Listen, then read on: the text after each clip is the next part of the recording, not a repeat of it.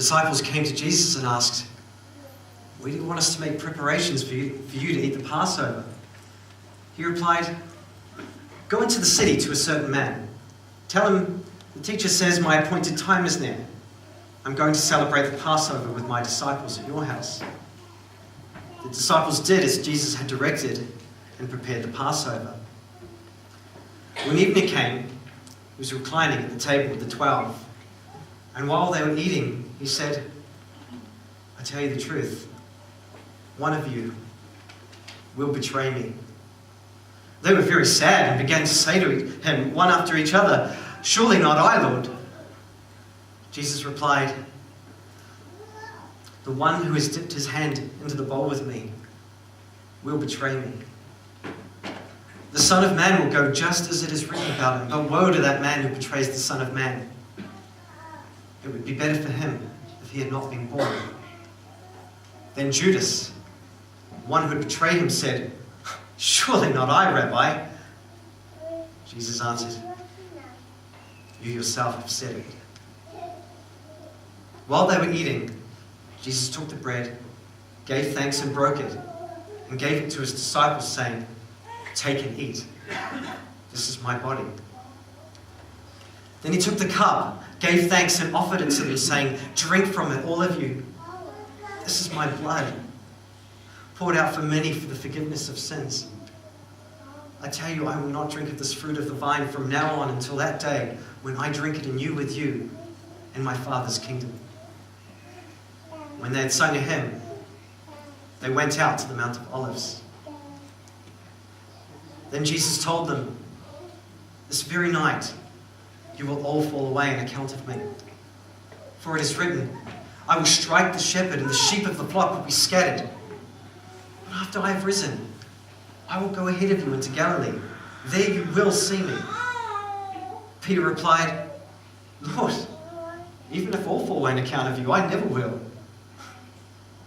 "I tell you the truth," Jesus answered, "this very night, before the rooster crows, you will disown me 3 times. But Peter declared, "Even if I have to die with you, I'll never disown you." And all the other disciples said the same. Then Jesus went with his disciples to a place called Gethsemane, and he said to them, "Sit here while I go over there and pray." He took Peter and the 2 sons of Zebedee along with him, and he began to be sorrowful and troubled. Then he said to them, "My soul is overwhelmed with sorrow to the point of death. Stay here and keep watch with me." And going a little further, he fell with his face to the ground and prayed, "My Father, if it is possible, may this cup be taken from me. Yet not as I will, but as you will." Then he returned to his disciples and found them sleeping. "Could you men not keep watch with me for 1 hour?" he asked Peter. "Watch and pray so that you will not fall into temptation. The spirit is willing, but the body is weak." He went away a second time and prayed, "My Father, if it is not possible for this cup to be taken away unless I drink it, may your will be done." And when he came back, he again found them sleeping because their eyes were heavy. So he left them and went away once more and prayed the 3rd time, saying the same thing. Then he returned to the disciples and said to them, "Are you still sleeping and resting? Look, the hour is near and the Son of Man is betrayed into the hands of sinners. Rise, let us go. Here comes my betrayer." While he was still talking, Judas, one of the 12, arrived. With him was a large crowd, armed with swords and clubs, sent from the chief priests and the elders of the people. Now the betrayer had arranged a signal with them. "The one I kiss is the man. Arrest him." And going at once to Jesus, Judas said, "Greetings, Rabbi," and kissed him. Jesus replied, "Friend, why have you come?" Then the man stepped forward, seized Jesus, and arrested him. With that, one of Jesus' companions reached for a sword, drew it out, and struck the servant of the high priest, cutting off his ear. "Put your sword back in its place," Jesus said to him. "For all who draw the sword will die by the sword. Do you think I cannot call on my Father, and he will at once put at my disposal more than 12 legions of angels? But this has all taken place that the writings of the prophets might be fulfilled." At that time, Jesus said to the crowd, "Am I leading a rebellion that you have come out with swords and clubs to capture me? Every day I sat in the temple teaching, and you did not arrest me. But this has all taken place that the writing of the prophets might be fulfilled." And all the disciples deserted him and fled. Those who had arrested Jesus took him to Caiaphas, the high priest, where the teachers of the law and the elders had gathered. But Peter followed him at a distance, right up to the courtyard of the high priest. He entered and sat down with the guards to see the outcome.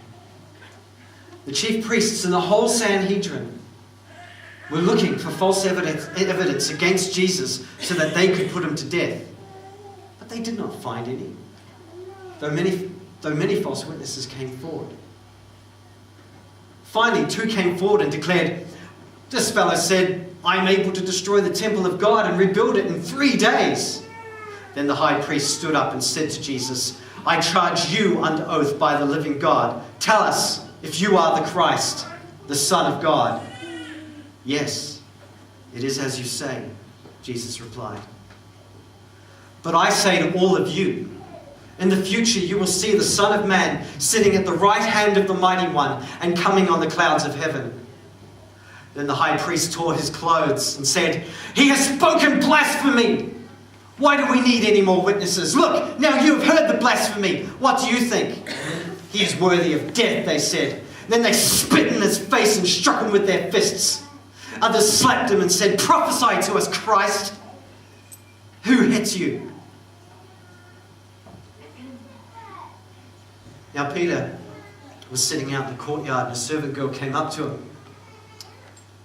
"You also were Jesus of Galilee," she said. But he denied it before them all. "I don't know what you're talking about," he said. He went out to the gateway, where another girl saw him and said to the people there, "This fellow was with Jesus of Nazareth." He denied it a second time. "I don't know the man." After a little while, those standing there went up to Peter and said, "Surely you are one of them. Your accent gives you away." Then he began to call down curses on himself, and he swore to them, "I don't know the man." Immediately a rooster crowed. Then Peter remembered the word Jesus had spoken. "Before the rooster crows, you will disown me 3 times. And he went outside and wept bitterly. Early in the morning, all the chief priests and the elders of the people came to the decision to put Jesus to death. They bound him, led him away, and handed him over to Pilate, the governor. And when Judas, the one who betrayed him, saw that Jesus was condemned, he was seized with remorse and returned the 30 silver coins to the chief priests. "I have sinned," he said, "for I've betrayed innocent blood." "What's that to us?" they said. "That's your responsibility." So Judas threw the money into the temple. Then he went away and hanged himself. Chief priests picked up the coins and said, "It's against the law to put this into the treasury since it is blood money." So they decided to use the coins to buy the potter's field as a burial place for foreigners. That is why it has been called the field of blood to this day. Then what was said through Jeremiah the prophet was fulfilled. They took the 30 silver coins, the price set on him by the people of Israel, and they used them to buy the potter's field, as the Lord commanded me. Meanwhile, Jesus stood before the governor, and the governor asked him, "Are you the king of the Jews?" "Yes, it is as you say," Jesus replied. When he was accused by the chief priests and the elders, he gave no answer. Then Pilate asked him, "Don't you hear the testimony they are bringing against you?" But Jesus made no reply, not even to a single charge, to the great amazement of the governor. Now, it was the governor's custom at the feast to release a prisoner chosen by the crowd. At that time, they had a notorious prisoner called Barabbas. So when the crowd had gathered together, Pilate asked them, "Which one do you want me to release to you? Jesus, who is called Christ, or Barabbas?" For he knew it was out of envy that they had handed Jesus over to him. But while Pilate was sitting on the judge's seat, his wife sent him this message: "Don't have anything to do with that innocent man, for I have suffered a great deal today in a dream because of him." But the chief priests and the elders persuaded the crowd to ask for Barabbas and to have Jesus executed. "Which of the two do you want me to release to you?" asked the governor. "Barabbas or Jesus, who is called Christ?" "Barabbas," they answered. "What shall I do then with Jesus, who is called Christ?" Pilate asked. They all answered, "Crucify him!" "Why? What crime has he committed?" asked Pilate. But they shouted all the louder, "Crucify him!" When Pilate saw that he was getting nowhere and that an insurrection was starting, he took water and washed his hands in front of the crowd. "I am innocent of this man's blood," he said. All the people answered, "Let his blood be on us and on our children." Then Pilate released Barabbas to them, but he had Jesus flogged and handed him over to be crucified. And the governor's soldiers took Jesus into the praetorium and gathered the whole company of soldiers around him. They stripped him and put a scarlet robe on him, and then twisted together a crown of thorns and set it on his head.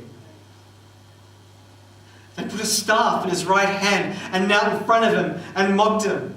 "Hail, King of the Jews," they said. They spit on him and took the staff and struck him on the head again and again. After they had mocked him, they took off the robe and put his own clothes on him. Then they led him away to crucify him. As they were going out, they met a man from Cyrene named Simon, and they forced him to carry the cross. They came to a place called Golgotha, which means the place of the skull, and there they offered Jesus wine to drink mixed with gall. But after tasting it, he refused to drink it. After they had crucified him, they divided up his clothes by casting lots, that the words spoken by the prophet might be fulfilled. They divided my garments among themselves and cast lots for my clothing. And sitting down, they kept watch over him there. Above his head, they placed a written charge against him. "This is Jesus, the King of the Jews." Two robbers were crucified with him, one on his right and one on his left. And those who passed by hurled insults at him, shaking their heads and saying, "You who are going to destroy the temple and build it in 3 days, save yourself! Come down from the cross if you are the Son of God." In the same way, the chief priests, the teachers of the law, and the elders mocked him. "He saved others," they said, "but he can't save himself. He's the King of Israel. Let him come down now from the cross and we'll believe in him. He trusts in God. Let God rescue him now if he wants him. For he said, I am the Son of God. In the same way, the robbers who were crucified with him also hurled insults on him. From the 6th hour until the 9th hour, darkness came over all the land. About the 9th hour, Jesus cried out in a loud voice, Eloi! Eloi! Lama sabachthani! Which means, my God, why have you forsaken me? When some of those standing there heard this, they said, he's calling Elijah. Immediately one of them ran and got a sponge and put it on a stick. He filled it with wine vinegar and offered it to Jesus to drink. The rest said, now leave him alone. Let's see if Elijah will come to save him. And when Jesus had cried out again in a loud voice, he gave up his spirit. At that moment, the curtain of the temple was torn in two from top to bottom. The earth shook and the rocks split. The tombs broke open and the bodies of many holy people who had died were raised to life. They came out of the tombs, and after Jesus' resurrection, they went into the holy city and appeared to many people. When the centurion and those with him who were watching Jesus saw the earthquake and everything that had happened, they were terrified and exclaimed, surely he was the Son of God. Many women were there, watching from a distance. They had followed Jesus from Galilee to care for his needs. Among them were Mary Magdalene, Mary the mother of James and Joseph, and the mother of Zebedee's sons. As evening approached, there came a rich man from Arimathea named Joseph, who had himself become a disciple of Jesus. Going at once to Pilate, he asked for Jesus' body, and Pilate ordered that it be given to him. And Joseph took the body, wrapped it in a clean linen cloth, and placed it in his own new tomb that he had cut out of the rock. He rolled a big stone in front of the entrance of the tomb and went away. Mary Magdalene and the other Mary were sitting there opposite the tomb.